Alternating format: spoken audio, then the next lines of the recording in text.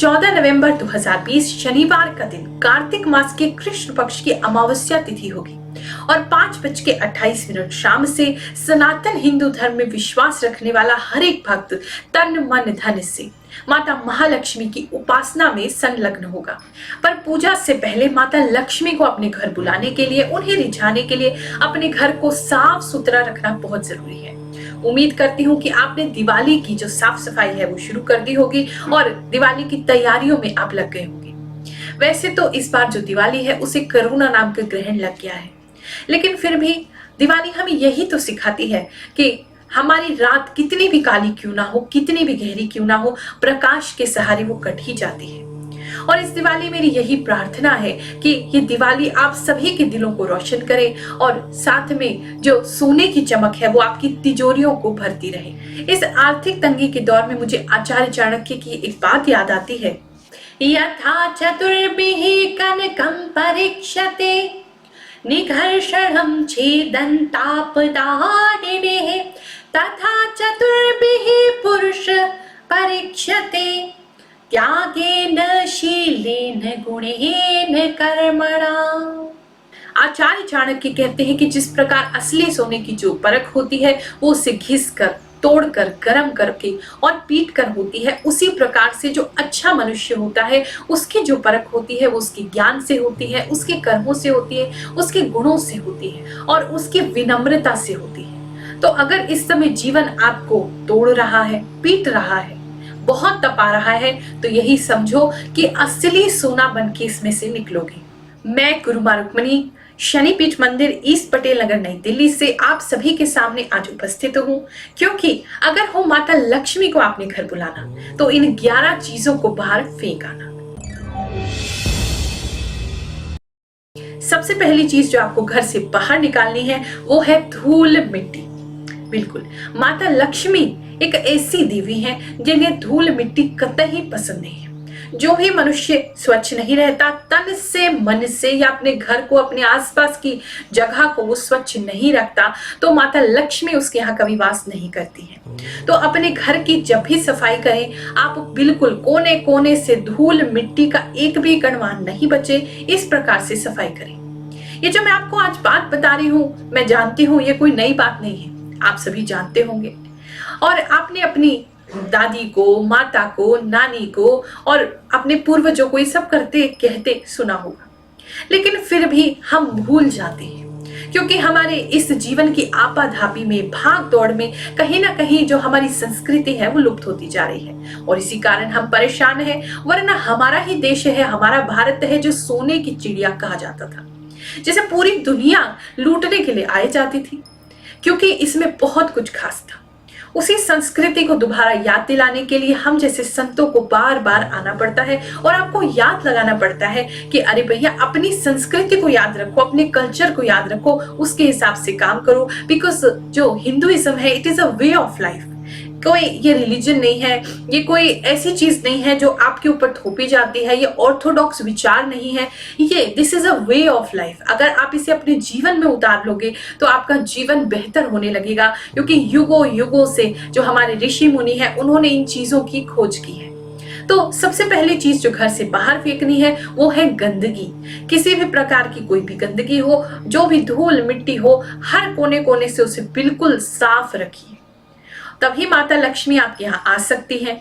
और घर को साफ करने के साथ साथ अपने मन को भी स्वच्छ बनाएं, मन को भी साफ रखें। जिस मन में गंदगी होती है, जिस मन में दूसरों के प्रति अच्छे भाव नहीं होते, उस घर में भी माता लक्ष्मी का वास नहीं होता है। तो तन के साथ मन को भी स्वच्छ बनाएं इस दिवाली, ताकि माता लक्ष्मी आपके घर जरूर आए।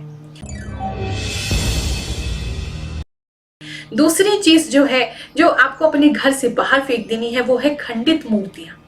बहुत से लोग मैंने ऐसे देखे हैं जिनके यहाँ जो मूर्ति है, खास करके मिट्टी की जो मूर्ति है, वो खंडित हो जाती है, लेकिन फिर भी आप उसको घर में बनाए रखते हैं। ये एक बहुत बड़ा दोष है। घर के मंदिर में बिल्कुल भी खंडित मूर्ति या पूरे घर में कहीं भी कोई खंडित मूर्ति नहीं होनी चाहिए। और मिट्टी की जो मूर्ति होती है, जैसे आपने लक्ष्मी गणेश जी की मिट्टी की मूर्ति स्थापित करी, उसे हर साल अवश्य बदलिए। जो पुरानी मूर्ति खंडित हो गई है उसे प्रभा करिए और जो नई मूर्ति लाई है उसे स्थापित करिए। क्योंकि शास्त्रों ने बताया है कि मिट्टी की जो मूर्ति होती है, 5 जो मूर्ति होती है, उसका 1 ही वर्ष का आयु है। तो कृपया आप खंडित मूर्तियों को अपने घर से निकाल दीजिए। और जो 1 साल पुरानी अगर मिट्टी की मूर्ति है तो उनको भी निकाल देंगे तो और आपके लिए हितकर रहेगा। तीसरी जो चीज आपको अपने घर से बाहर करनी है या फिर उसको दुरुस्त करना है, वो है पुराने, मैले, गंदे कपड़े या फटे हुए कपड़े। अगर आपने अपने घर में ऐसे कपड़े रखे हुए हैं ये सोच के ये बाद में काम आ जाएंगे, तो ये बहुत गलत बात है। आपके अगर कपड़े थोड़े पुराने हो जाते हैं तो मेरा तो ये मानना है कि उसी समय आप उसका कहीं ना कहीं इस्तेमाल कर दीजिए, किसी ऐसे व्यक्ति को दे दीजिए जो आपके इन कपड़ों को पा करके खुश हो। और ऐसे जरूरतमंद को देने से वो हमेशा आपको दुआ देगा। लेकिन वहीं अगर आप ये फटे हुए कपड़े, पुराने कपड़े, गंदे कपड़े अपने घर में एक कोने में बनाए रखते हैं तो इसका भी दोष लगता है। तो कृपया ऐसा ना करें। माता लक्ष्मी को अगर इस साल अपने घर बुलाना है तो फटे पुराने कपड़ों को कृपया करके डोनेट कर दीजिए, किसी को दान कर दीजिए या बाहर फेंक दीजिए।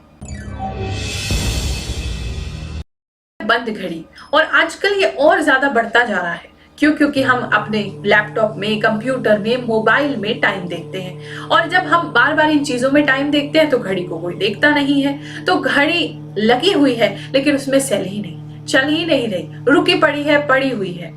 तो अगर चाहे अलार्म क्लॉक यानी कि टेबल क्लॉक हो, छोटी क्लॉक हो, चाहे आपके घर पे दीवार पे क्लॉक लगी हो, घड़ी लगी हो, अगर वो खराब है तो उसको बाहर फेंक दीजिए, या तो उसको चालू करा के चलती हुई कंडीशन में आप लगाइए तो ठीक है, नहीं तो बंद घड़ी बहुत नुकसान करती है। ये व्यक्ति का चाहे अच्छा समय क्यों ना चल रहा हो उसको भी रोक देती है। तो कृपया जो भी बंद घड़ी है उसे घर से बाहर निकाल दीजिए ताकि आपका अच्छा समय रुकी हुई घड़ी के कारण रुक ना जाए। 5वीं जो चीज है वो है टूटा हुआ, दीमक खाया हुआ लकड़ी का सामान या गलती हुई लकड़ी। चाहे आपने उसे अपने टेरेस पे ही क्यों ना रखा है, अपने छत पे ही क्यों ना रखा है, वो भी आपको नुकसान देता है। अगर आपके घर में ऐसा कोई भी फर्नीचर है जिसे दीमक खा गई है, जो सड़ गया है, खराब हो गया है, बिल्कुल टूट गया है, उसको कृपया अपने घर से बाहर फेंक दीजिए, क्योंकि ये बहुत बड़ा दोष लगता है। इससे भी घर की उन्नति रुकती है, धन के आने के रास्ते बंद होते हैं। तो ऐसा कोई भी चीज हो तो उसको बाहर निकाल दीजिए, चाहे वो फर्नीचर हो, चाहे वैसे ही कोई पुरानी लकड़ी पड़ी हो। छठी जो चीज है जिसे आपको अपने घर से बाहर निकालना है बरकत के लिए, वो है टूटी फूटी चप्पलें या जूते। बहुत से लोग हैं पुराने टूटे हुए चप्पल जूतों को घर में संभालते रहते हैं। हाँ, अगर आप उसको पहनते हैं और वो ठीक ठाक कंडीशन में है, सही है, तो आप उसे रख सकते हैं। लेकिन अगर आपकी चप्पल कोई टूटी हुई है, जूता कोई टूटा हुआ है, फटा हुआ है, पुराना है, तो कृपया उसे घर से बाहर निकाल दीजिए। ये भी आगे बढ़ने में हमें रोकते हैं। 7वीं जो चीज आपको बाहर निकालनी है, जिसका आपको ख्याल रखना है, वो है पूजा में मुरझाए हुए फूल।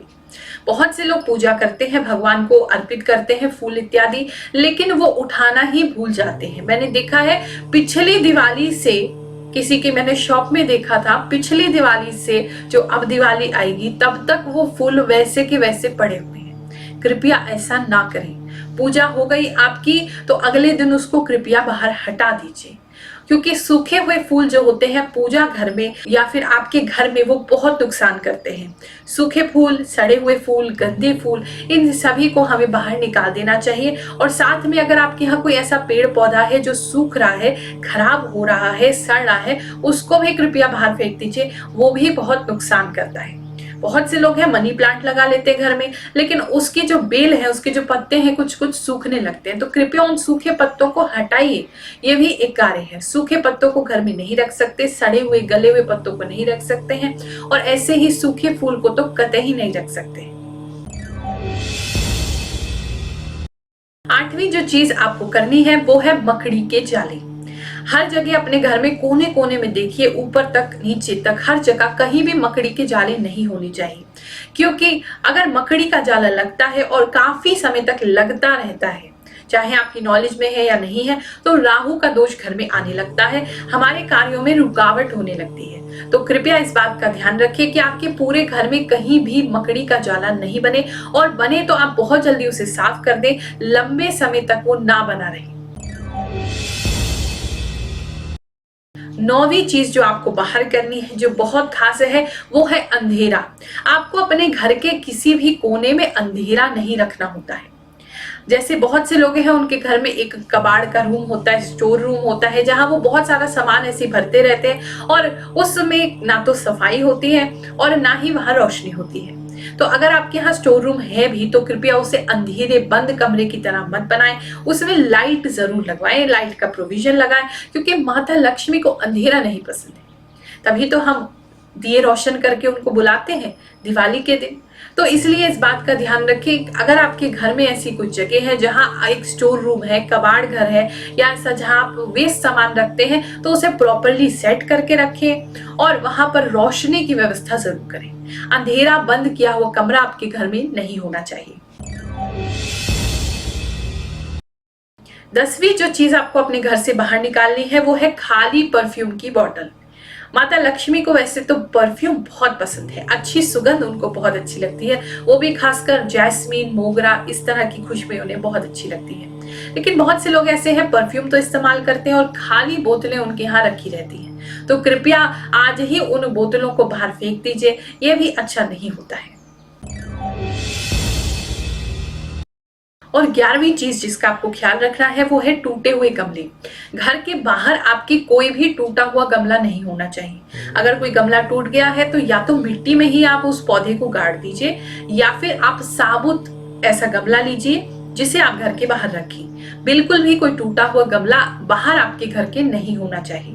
और अगर बाहर भी कोई पत्ते सूख रहे हैं, खराब हो रहा है कोई पौधा, तो कृपया करके उसके पत्तों को निकालिए, उसकी कटाई छटाई कराइए और उनको ठीक तरीके से लगाइए। तभी वो पौधे भी आपके यहाँ फलेंगे फूलेंगे और ऐसे ही माता लक्ष्मी की कृपा आपको प्राप्त होती रहेगी। इसके साथ ही बहुत एक जरूरी चीज है जो मैंने अक्सर लोगों के यहाँ देखी है, जो पहले हमारी जो पुराना ट्रेडिशन था उसमें तो होती थी लेकिन अब नहीं होती है, तो ये बहुत गलत चीज है। पहले के जमाने में यदि आपने देखा हो, जब भी कोई व्यक्ति घर से बाहर निकल करके वापस घर में आता था या कोई बाहर का अतिथि भी आता था, तो पहले हम उसके हाथ और पैर जरूर धुलवाते थे। लेकिन अब लोग सीधा घर में घुसते हैं, जूतों के समेत ही घुस जाते हैं और वैसे ही खाने पीने लगते हैं, अपने दिनचर्या में काम करने लगते हैं। ये बहुत गलत है। जब भी आप बाहर से भीतर आए, पहले तो कोशिश करिए जूते चप्पल बाहर उतारें, बाहर ही उसका स्टैंड बनाएं और फिर आप आकर सबसे पहले मुंह हाथ पैर धोएं। क्यों? क्योंकि जब हम बाहर जाते हैं तो बाहर की जो नकारात्मक शक्तियां होती हैं और जो मिट्टी, धूल मिट्टी इत्यादि होती है, वो हमसे चिपक करके हमारे घर में आ जाती है। तो उन ऊर्जाओं को बाहर ही धोना या कम से कम अपने बाथरूम में सबसे पहले जाके धोना बहुत जरूरी है। पहले के लोग तो सारे ऐसे ही करते थे, लेकिन जैसे जैसे हम मॉडर्न होते जा रहे हैं, हम चीजों को भूलते जा रहे हैं। ये जो है ये साइंस है, ऐसा नहीं है कि ये सिर्फ अंधविश्वास की बातें हैं, बहुत जरूरी बातें हैं। आप इनको इस्तेमाल तो करके देखिए जीवन में, जीवन कितना पॉजिटिव होने लगेगा। आज फॉरेनर्स जो है वापस मॉडर्न से अब वो हमारे कल्चर को देखने लगे हैं, वो समझने लगे हैं चीजों को, रिसर्च करते हैं इन सब में। मुझे याद आ रहा है एक बार एक फॉरेनर हमारे पास आए, तो ऐसे ही हम उनके साथ अपने मंदिर की ओर टहल रहे थे। तो तब उन्होंने मुझसे पूछा कि Gurumaa, I don't understand why there is a temple on each and every corner of the street in India. मतलब हर नुक्कड़ पे यहाँ पर क्यों एक मंदिर है, चाहे छोटा सा है लेकिन मंदिर है। तो मैंने उससे कहा इसीलिए है क्योंकि हम याद लगाना चाहते हैं।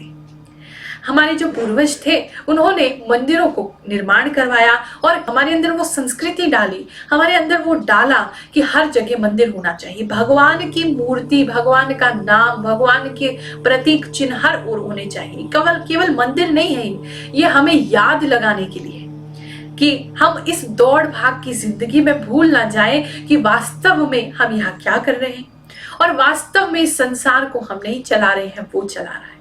तो वो याद जो है ना, वो हर हमारे यहाँ के गली नुक्कड़ पे आपको मिलती रहेगी, ताकि आप कभी भी भगवान का नाम ना भूलें। तो ये जो चीज है ये बहुत साइंटिफिक है। आप जब बाहर से आए जरूर अपने हाथ पैर मुंह को जरूर धोएं, ताकि किसी भी प्रकार की कोई नेगेटिविटी अगर बाहर से कैच करके लाए हैं वो आपके घर में प्रवेश ना कर पाए। अभी कल ही हमारे पास एक सज्जन आए, 1 साल पहले वो हमारे पास आए थे। तो उन्होंने बताया हमें कि 1 साल पहले उन्हें इतना विश्वास नहीं था लेकिन अब जब वो वापस आए हैं तो उनको इतना प्रगाढ़ विश्वास हो गया है धर्म पे, एस्ट्रोलॉजी पे, ज्योतिष पे कि उन्होंने हमें बताया। आप भी सुनिए वो क्या कहना चाहते हैं। मेरा नाम सोनमजीत कौर है। हम शंकर व्यास से आए हैं और हम 7-8 महीने पहले आए थे यहाँ पे। हमारे को आकर बहुत अच्छा लगा। हमारा थोड़ा पारिवारिक थोड़ी दिक्कत थी, काम में थोड़ी अड़चन आ रही थी। हमने गुरु माँ को बताया, उन्होंने हमारे को उपाय बताया, हमने किया और कुछ रिंग एक पहनने के लिए दिया। तब जब से पहना है तब से हमारे को बहुत अच्छा लग रहा है। बहुत मतलब कि इनका आशीर्वाद है हमारे सिर पे। हमारा काम भी चल रहा है अभी बहुत, और भी बहुत जो हमारी दिक्कत थी पूरी अच्छे से परिवार में रहने लगे हैं हम। बहुत आशीर्वाद है इनका। पहले तो हम इधर उधर बहुत घूम रहे थे लेकिन हमारे को कोई फर्क नहीं पड़ा। बहुत घुमाया लोगों ने, लेकिन अभी मैं तो लोगों को यही कहूंगी, प्लीज आप गुरु माँ के दरबार में आए, इनका आशीर्वाद ले, इनसे मिले, आपको बहुत सुकून मिलेगा। हम जब से हम आए हैं हमारा मतलब कि इतना मन को शांति है कि हम बता नहीं सकते। जय शनिदेव। तो ये है वो 11 चीज, अगर इनको आप अपने घर से बाहर फेंक देते हैं तो मैं आपको वचन देती हूँ माता लक्ष्मी आप यहाँ जरूर आएंगी और जरूर टिकेंगी भी। और माता लक्ष्मी ने आपकी पूजा को स्वीकार किया या नहीं किया ये मैं आपको अगले वीडियो में बताऊंगी। तो आप लगभग हफ्ते भर में एक वीडियो आपके लिए और रिलीज होगा, तो उसे जरूर देखिएगा, जहां हम आपको बताएंगे कि प्रकृति हमें क्या क्या संकेत देती है जब माता लक्ष्मी की कृपा हम पे आने वाले वर्ष में होने वाली हो। आप सभी को आशीर्वाद देती हूँ, अच्छे से दिवाली की तैयारी कीजिएगा, अच्छे से पूजा की तैयारी कीजिएगा, ताकि माता लक्ष्मी आप सबके यहाँ जरूर आए और स्थिर लक्ष्मी की आपको प्राप्ति हो। आप सभी को आशीर्वाद देते हैं। जय शनिदेव। हमारे द्वारा बनाई गई और वीडियोस को यहाँ पर क्लिक करके आप देखते रहिए।